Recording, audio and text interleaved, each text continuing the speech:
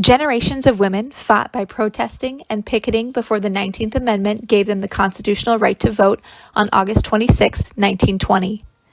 Jane Addams, co-founder of Chicago's Hull-House, advocated strongly for women's suffrage. Because of a collaboration with the Jane Addams Hull-House Museum, Reaching Across Illinois Library System, Arlington Heights Public Library District, Aurora Public Library, Gail Borden Public Library, and the Schaumburg Township District Library, we are proud to take you on a tour to the Jane Addams Hull-House Museum. We will take you through 2 virtual exhibits by exploring the 2 floors of the Hull Mansion in beautiful 360 degrees. We are going to hear from 3 guides by clicking the speaker symbols throughout the museum for a guided tour. If you would like to take your own virtual tour, you can visit the Hull-House Museum website at www.hullhousemuseum.org and click on Virtual Tours. The 2 exhibits being showcased in this video are Why Women Should Vote, based on a 1910 essay written by Jane Addams. This exhibition explores the grassroots national movement organized by American women demanding the right to vote, as well as issues such as women's leadership, racism within women's movements, and women's power to impact civic affairs. The second exhibit is True Peace, the Presence of Justice. Jane Addams founded the American Women's Peace Party to oppose World War I, which became the Women's International League of Peace and Freedom. More than 100 years later, women's international peace organizing continues as highlighted by the artwork of Monica Trinidad and photographs by Sarah G. Welcome to Jane Addams Hull-House Museum. While we are closed during the pandemic, we wanted to show you around on a virtual tour.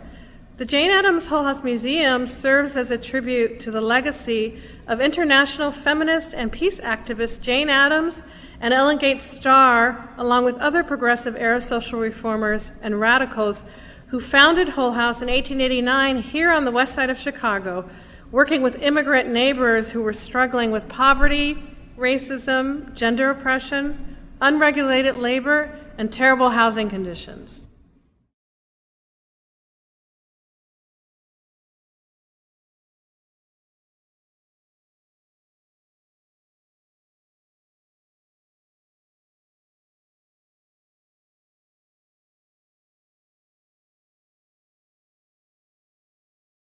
Hi, I'm Jennifer Scott. I'm the Director and Chief Curator of Jane Addams Hull-House Museum, and I'm honored to be one of the stewards of this history that elevates women's rights, immigrants' rights, racial justice, gender justice. And as we're seeing today, if we ever needed these conversations, we need them now. I'm Ross Jordan, the Curatorial Manager at Jane Addams Hull-House Museum. The museum is important to me because it connects the social justice issues of the past to present-day demands for racial, economic, and gender justice. As a museum, we partner with artists that are imagining and practicing a more democratic society because that is the legacy of Hull-House settlement. My name is Michael Ramirez, and I'm the Education Manager at Jane Addams Hull-House Museum. This history is important to me because a lot of the issues and rights that Addams and her colleagues were fighting for are still issues that we're seeing a fight for today. So it's important to know the lineages of where those conversations even began.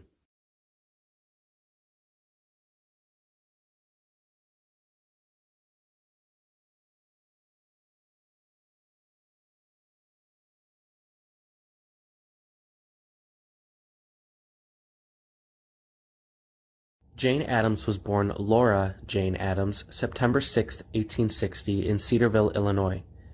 Her family was fairly wealthy, and she was able to be enrolled in school her entire life, even continuing on through college. During her college years is where she met co-founder of the Hull-House settlement, Ellen Gates Starr, as they were college roommates, and later on is when she started the Hull-House settlement in 1889.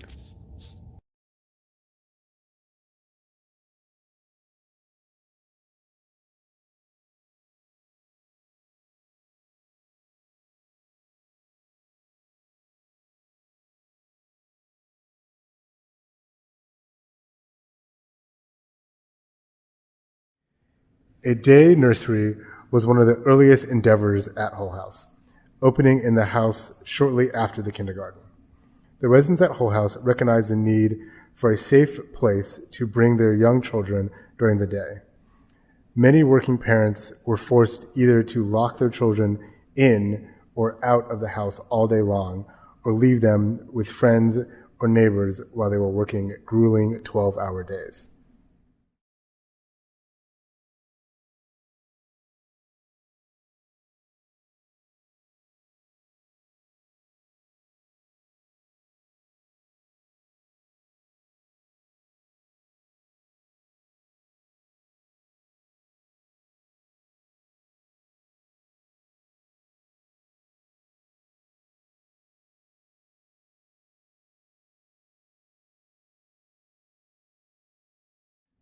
The Hull-House settlement was teeming with children every day. The reformers were often rearranging furniture and relocating people to accommodate everyone. Providing daycare for the children of working men and women was one of the reformers' first efforts.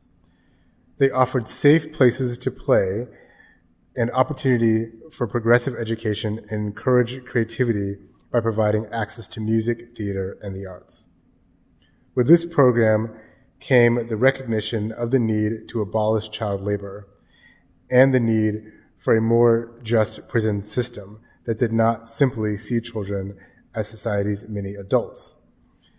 What started out as a simple service to the neighborhood therefore became a much larger force in the movement toward improving child welfare.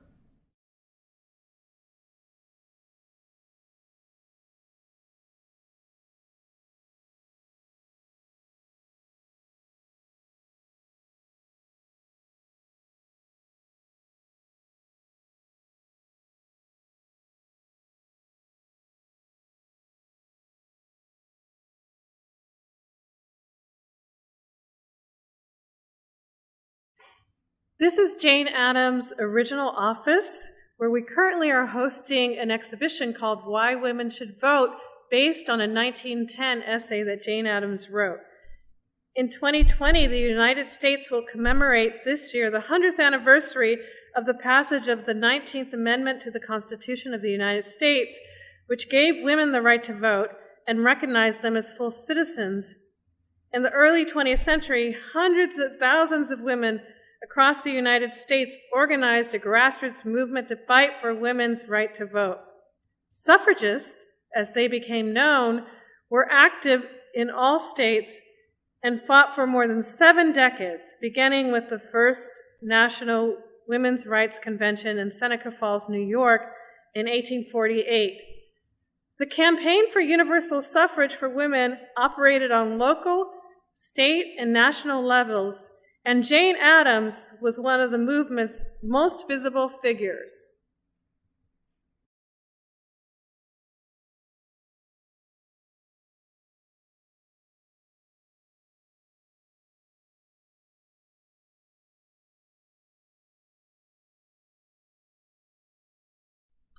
Jane Addams traveled the country extensively, lecturing and writing about suffrage and campaigning for the equal rights of women. Like many of her fellow activists, Addams believed that women should have their voices heard and should be able to help shape the civic affairs and public policy through the vote. She gave her first of many speeches on women's suffrage in 1897 and attended her first suffrage meeting with the National American Women's Suffrage Association in 1906, where she served as vice president from 1911 to 1914.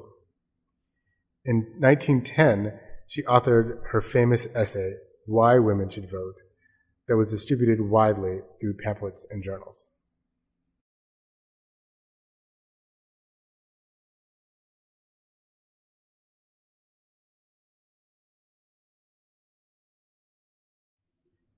We're asking our visitors why women should vote in 2020 for the upcoming very important election. These are some of their responses. I am a human and I have rights. To change the world. Because we're the reason you're all here. We women have achieved so much, but still have a long way to go. Women are powerful too. Our voice matters. My ancestors fought for this right.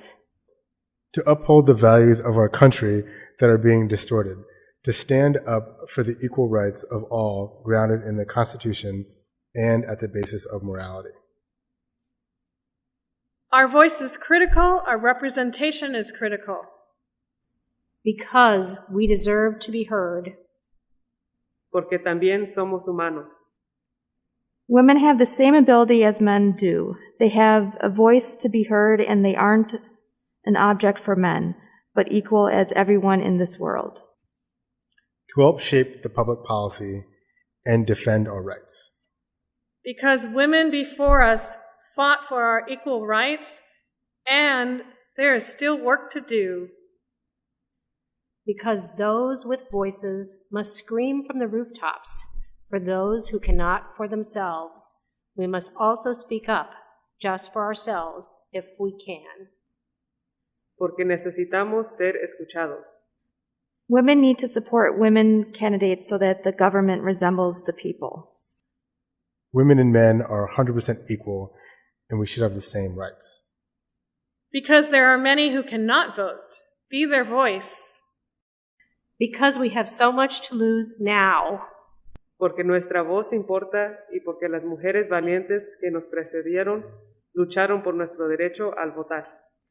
Women are in fact human beings. If we are human enough to work around the house and care for children, then we are human enough to vote for change we want to see in our country. Because we are 50% of the population and we deserve as much of a voice as men. Protect our democracy, ensure all votes are counted. Let previously and currently incarcerated men and women vote too. Porque también somos humanos. My ancestors fought for this right. Because men are making decisions on our bodies.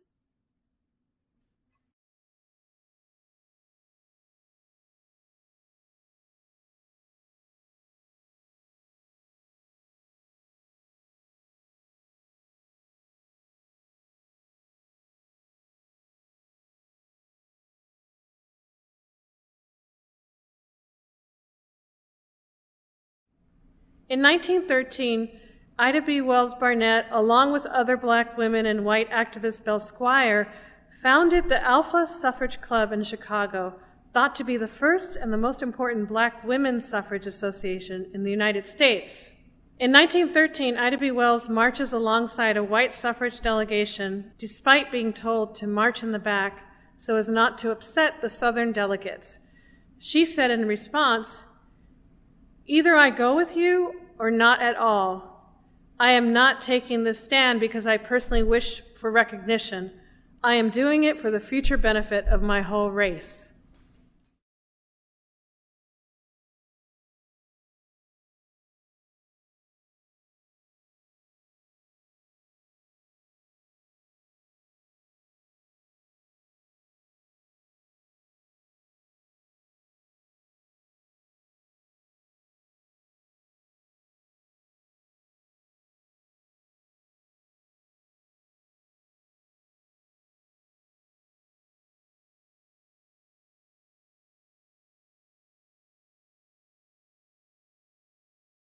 The original Hull-House settlement consisted of 13 buildings. You would have found pioneering programs, including a kindergarten, a daycare facility for children of working mothers, an employment bureau, a public kitchen, a health clinic, a library and theater, and an art gallery and music classes.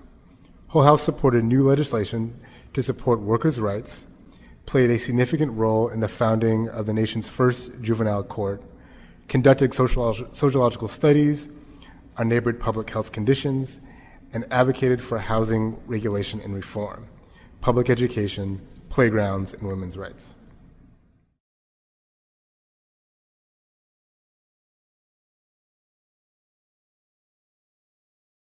The Hull-House settlement unfortunately saw its demise in the early 1960s when the University of Illinois at Chicago was looking to expand its campus, and unfortunately the area that the Hull-House settlement was located in was picked as that expansion.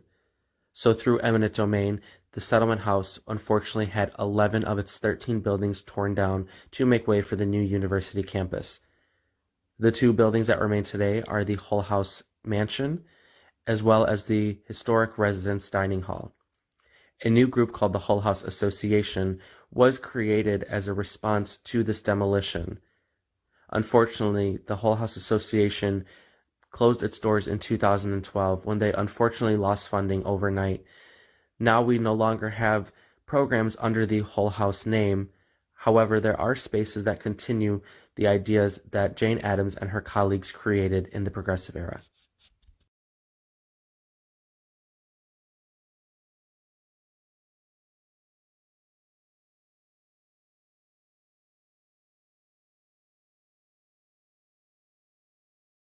The idea of a settlement house started in London, where the first ever settlement house was located, called Toynbee Hall. And when Addams and Starr had the chance to visit that space, they wanted to create the American equivalent back in their home state of Illinois, with the idea that people would settle in a area typically where there was a large immigrant or lower income population, and they would provide opportunities and resources for that neighborhood that was designed specifically for them.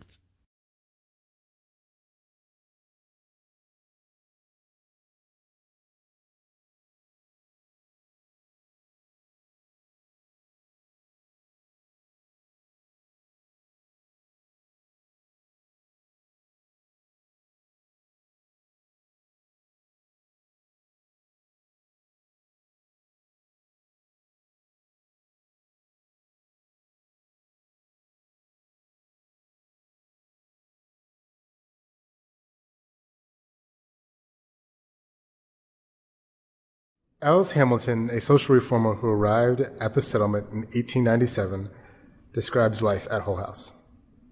Life at Hull-House satisfied every longing for companionship, for the excitement of new experiences, for constant intellectual stimulation, and for being caught up in a big movement for social change, which enlisted my enthusiastic loyalty.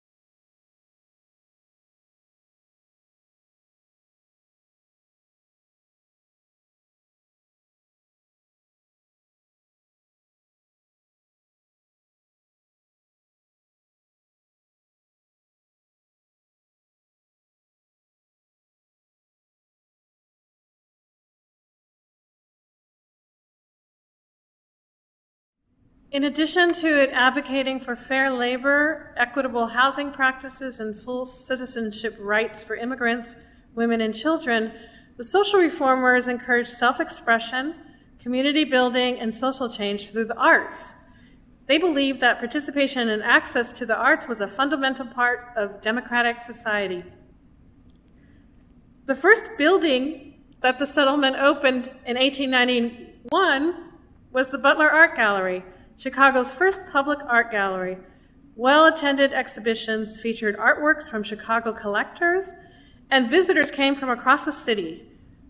The Butler Art Gallery and the settlement's art programs engaged and nurtured a variety of artists and residents in the city of Chicago.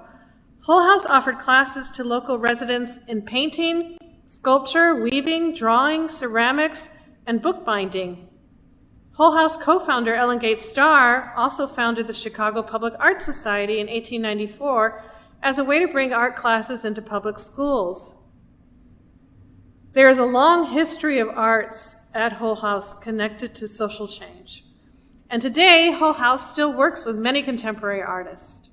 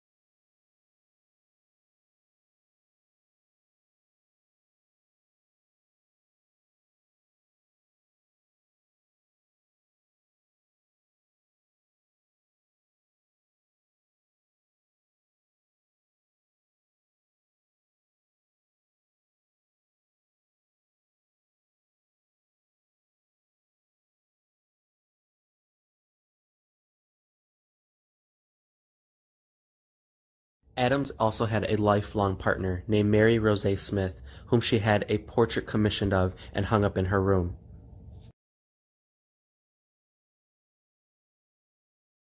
Today, Addams is embraced into the LGBTQ+ community and is oftentimes seen as a queer figure in history.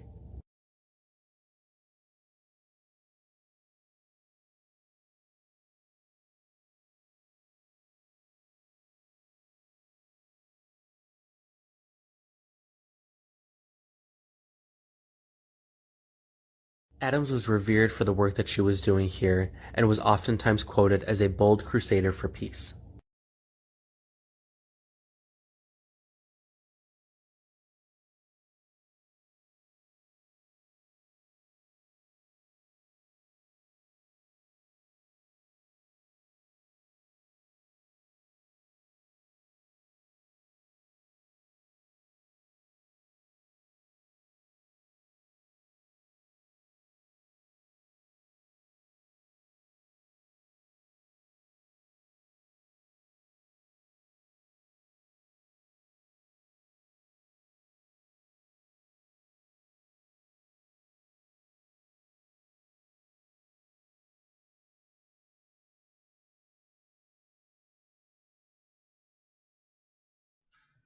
This mural, entitled In Progress, A Decade of the People's Struggles in Chicago, by Monica Trinidad and Gray Rosen, was launched just before the COVID pandemic began.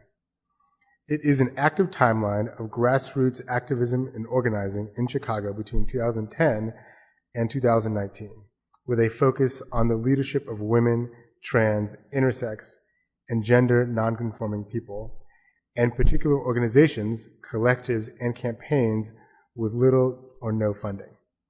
This is by no means a complete timeline of every powerful action, win, loss, or growth that happened during this time period in our city.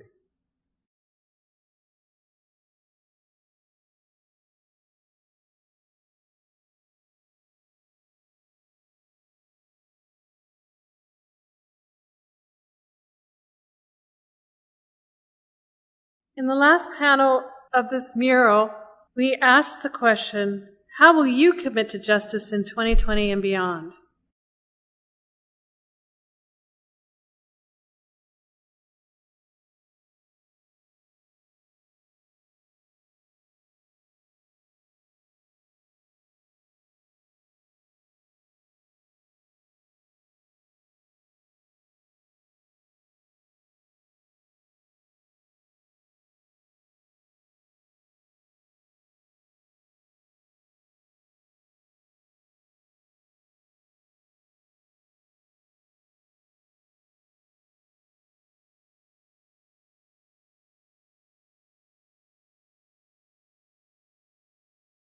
The FBI began keeping a file on Addams in the 1920s because of her ties to organizations such as the American Civil Liberties Union and the National Association for the Advancement of Colored People.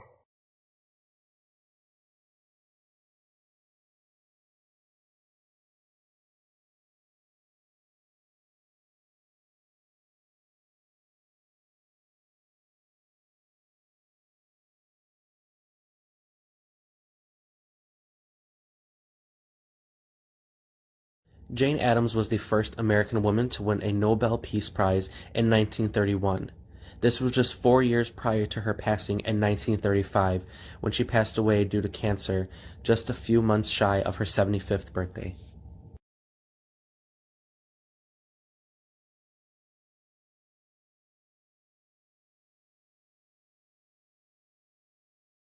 This exhibition is called True Peace, the Presence of Justice, based on a quote by Jane Addams. The full quote is, "True peace is not merely the absence of war, it is the presence of justice."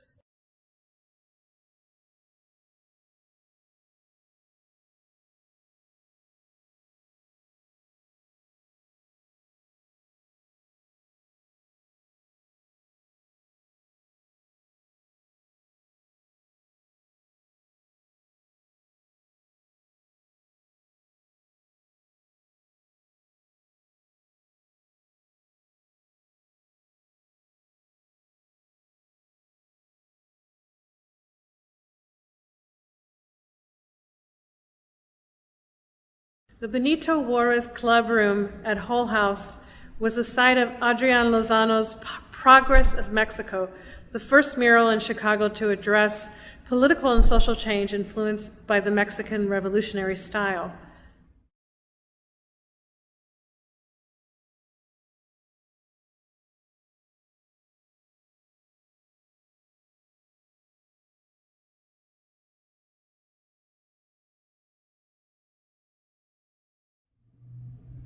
Many of the students who took ceramics classes at Hull-House were part of the nearby residential community and represented the sizable Mexican migration in Chicago. A lot of the ceramics were produced by Mexican artists who are very well known today in Chicago, including Jesus Torres, Jose Ruiz, and Miguel Juarez.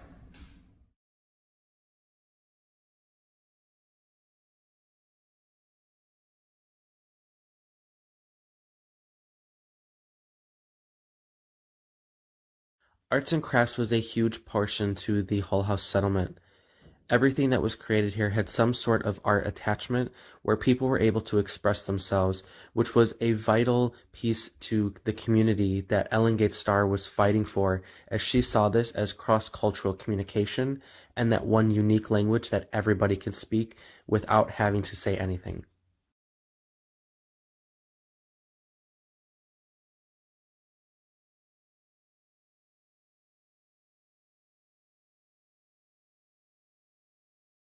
The Labor Museum here at Hull-House was created as a performative workspace where immigrant families can work while also teaching others how to perform a specialized skill or trade that they may have learned back in their home country.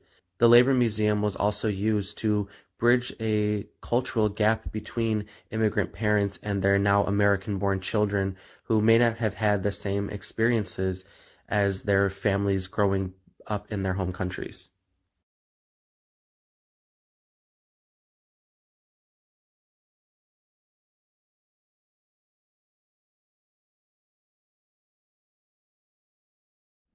Myrtle Merritt French founded the Hull-House Kilns to produce and sell dinnerware and decorative items.